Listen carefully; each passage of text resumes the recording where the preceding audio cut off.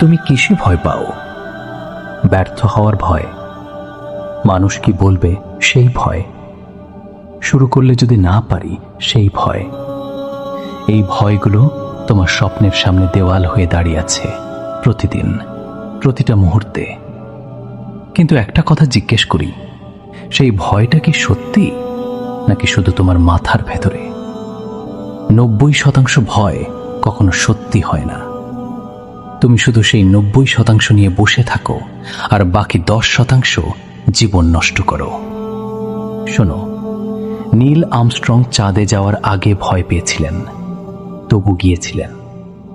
মালালা গুলি খাওয়ার পরেও ভয় পেয়েছিলেন, তবু কথা বলেছিলেন।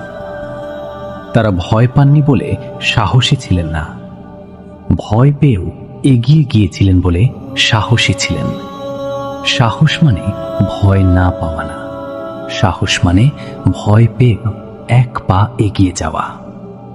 তোমার ভয়টা স্বীকার করো। হ্যাঁ, আমি ভয় পাচ্ছি।